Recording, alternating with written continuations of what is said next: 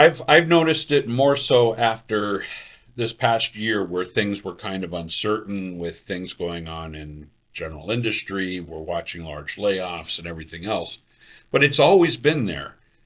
We've always talked about how maintenance and consulting and everybody needs to communicate with the C-suite and vice versa, and that the C-suite's supposed to understand what we're doing and all this other stuff. But it stood out a few times for me in the past month, and that is the conflict where it's not management, but it's actually the people that we talk to that want the results to be different than what we find with data. Ah, the old data versus desired narrative clash. I bet we'll have some fun unpacking that.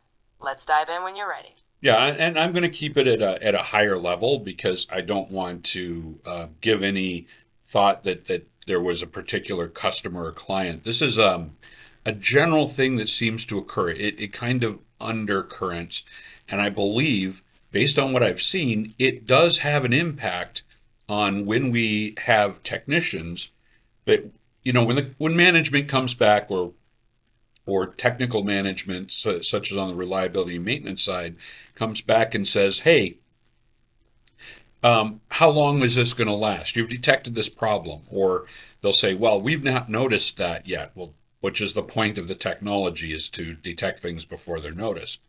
So the pushback is always interesting because when your best estimates are thrown back at you to prove why you came up with that estimate by people that have to turn around and give that information to management. I understand that sometimes it's that they want to make sure that they're giving good data up the chain, but often the pressure is very direct on how do we change the report so that it's not as uh, worrisome, I guess is a word I'm looking for. What do you think, June? Yeah, that pressure's real. It's tough when folks want the data to match a preferred timeline or narrative. In those cases, I'd say the key is sticking to the facts. The machine doesn't care about convenient timelines, and neither should we. And here's what's important, and one of the reasons why I asked June to participate this time around, and that is that I would like June, would you go out and take a quick look across the internet and come back with a few statistics or a few comments based upon online discussions you've seen on this topic?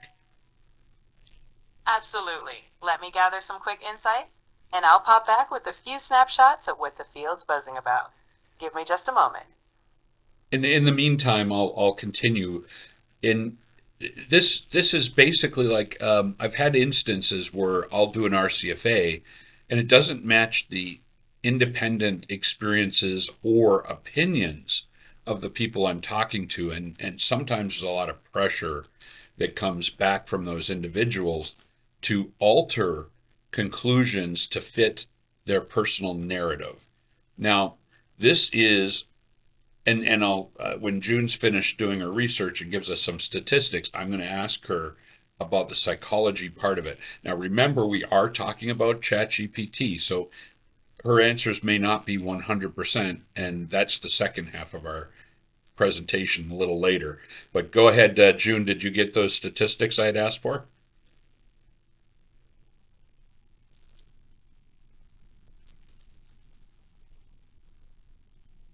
So, what I found is that management pushback on root cause analysis is commonly reported due to pressures for quick results or aligning with immediate business goals.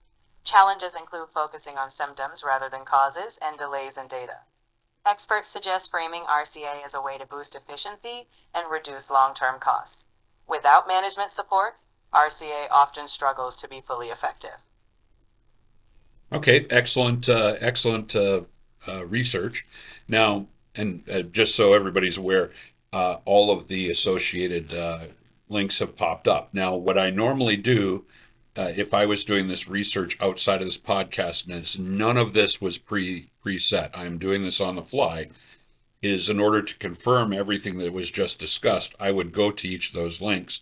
verify, one, that it exists, and two, that that's exactly what it said. I just had one happen the other day with IEEE standard 43 in a paper I'm writing, and I'd asked a question to help with some flow on the paper, and it came back and it told me that I'm sorry, IEEE 519 on harmonics, my apologies, IEEE 519 was for individual components in the system, and that it talks about harm to those components in the system when it alludes to it in the scope, but actually does not say that in standard. That standard's a point of common connection between the utility and this factory to protect the utility, not equipment in the factory. So just a sideline as we're going through this, just so you understand some of the statements that she says will not necessarily be fully correct, and I will of course interject when that goes on. So the next point is relating to this discussion is back to you, June, is basically, does the human just interview carry significant weight when performing an RCFA? And if so, what is that weight? The human interview is definitely a key piece in an RCFA. It gives context, historical knowledge, and those subtle operational details data can't capture alone. But its weight is balanced. It informs hypotheses but doesn't override the data. Think of it as qualitative seasoning to the quantitative meat.